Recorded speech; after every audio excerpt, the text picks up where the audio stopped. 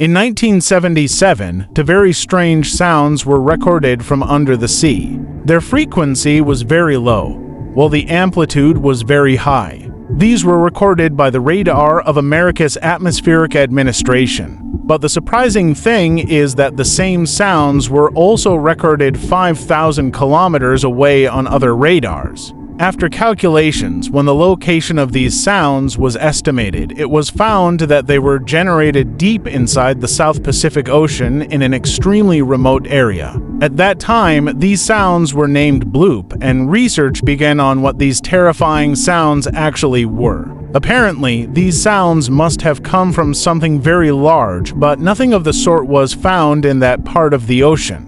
For many years, it was believed that some giant sea creature lived beneath this part of the ocean. But after 2012, the National Oceanic and Atmospheric Administration changed its stance and said that the sounds recorded in 1977 were generated due to glacial movement, that is, the shifting of glaciers. But the truth is still unknown. Interestingly, at the point where these sounds were recorded, a very unique operation is now conducted. At this exact point in the South Pacific Ocean, there is a part of the sea where, for thousands of miles in every direction, there is no landmass. This place is called the oceanic pole and also known as Point Nemo. The nearest landmass from here is about 2,688 kilometers away, and that too is of no use, as it's the South Pole, i.e. Antarctica. The nearest populated landmass from Point Nemo is the coastal region of Chile, which is 3,334 kilometers away, while New Zealand is 4,700 kilometers. That's why Point Nemo is considered the most deserted and isolated place on Earth.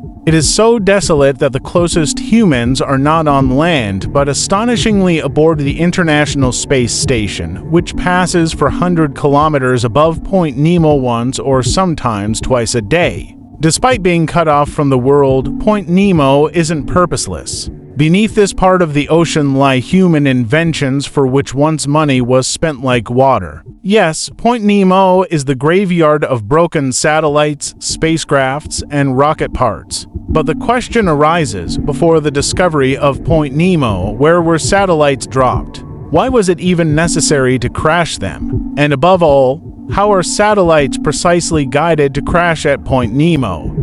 Welcome once again, viewers, to a Discover TV video.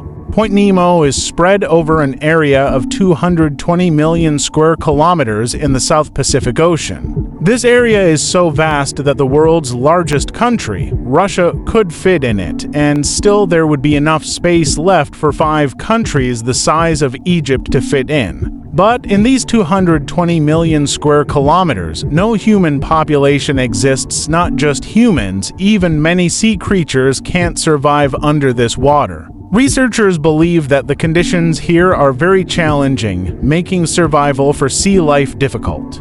Point Nemo is located in a very remote and deep part of the South Pacific Ocean where the water is cold and nutrients are almost non-existent. Due to oceanic currents, i.e. strong water flows, nutrients are scarce in this area. The water here keeps circulating, meaning water from other parts of the Pacific Ocean doesn't flow properly into this region, leading to a lack of nutrients. Where nutrients are lacking, plankton and other microscopic organisms, which form the base of the food chain, are also scarce. The depth of the ocean in this area is about 3,700 meters or 12,100 feet. Sunlight cannot reach such depths, making photosynthesis impossible. So, if there is any sea life here, it could only be deep-sea organisms like squids, bioluminescent fish, and other deep-sea creatures capable of surviving extreme conditions. In 1992, a Canadian engineer discovered Point Nemo using different mathematical calculations. This place is so remote that the person who discovered it has never been there himself. 9 years later, in 2001, it was used for the first time by the Russian Space Agency because Point Nemo lies in international waters, meaning no country owns it. That's why different space agencies around the world don't need permission to drop their space objects here. On March 23, 2001, the Russian space station Mir had completed 15 years since launch and was no longer fit for mission use. So, the Russian Space Agency deorbited it and crashed it into Point Nemo. After Mir, other space agencies also found this location quite suitable, and they too started using it as a space dump. Over the past 23 years, this graveyard has grown, and today more than 260 spacecraft debris pieces lie beneath Point Nemo. And soon, the International Space Station will also be buried here, as NASA says the ISS's lifespan is only until 2030. Before that, it will be decommissioned. Satellites or spacecrafts are built very precisely with great care. Even after spending millions of dollars, they're not made to last forever. Just as different products have an expiry date printed on them, objects orbiting in space also have an expiry date. After that, it's crucial to crash them into water. If not done, a spacecraft can go out of control and crash back to Earth unpredictably. In 1978, a Soviet satellite named Cosmos 954 encountered a problem and lost contact with its base station. It remained uncontrollable in orbit for a while but eventually began falling toward Earth. What everyone feared came true. It re-entered Earth's atmosphere uncontrollably. The biggest danger was not just its uncontrolled entry, but the nuclear reactor it carried, which powered the satellite. Although the satellite burned up in the sky, radioactive material spread across northern Canada. After that, an operation was launched solely to locate and clean up this radioactive material. It was the largest operation of its kind and was named Operation Morning Light. Fortunately, no casualties occurred, but the world got a glimpse of the dangers of powering satellites with nuclear energy.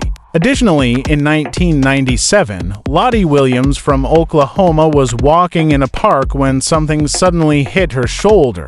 It turned out to be a piece of a Delta II rocket that had disintegrated while entering the atmosphere from miles away.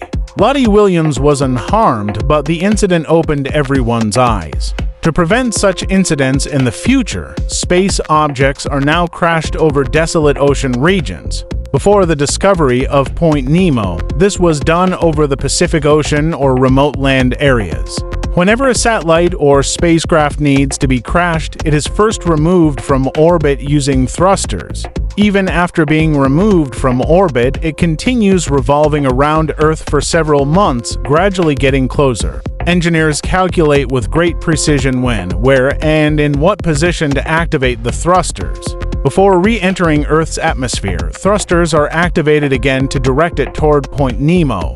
Remember, in space, there is no air, no pressure, and hence no friction. Satellites in orbit continue for months without power. Their speed is very high, typically 15,000 kilometers per hour. When they re-enter the atmosphere at this speed, friction causes their temperature to rise up to 30 degrees Celsius, turning them into fireballs. This heat melts the metal and turns most debris into vapor before it hits the ground. But sometimes, some debris does reach the surface, which, if it lands over populated areas, can cause heavy damage. That's why they are targeted over the 220 million square kilometers of Point Nemo to keep humans safe from harm. Speaking of the name, Nemo is a Latin word meaning no one, because neither humans live here nor marine creatures, and it's located in such a way that even ships don't pass through it. Vessels avoid such locations where it's difficult to receive help in case of an emergency. If you ever get stranded in Point Nemo, it could take 2 weeks for help to arrive by ship. And only a few helicopters in the world, like the Sikorsky S-92, Augusta-Westland AW-101, and Lockheed Martin V-71, can travel 3,000 kilometers, though there's no guarantee they could do so without refueling. And even if they manage it, there won't be fuel left for the return. Reaching Point Nemo and conducting underwater research, there is a dream of the scientific community. Maybe in the future, research will be done there and the mysteries of the 1977 sounds will be revealed. Hopefully, you will like and share this Discover TV video as well. Thank you very much for your loving comments. See you in the next amazing video.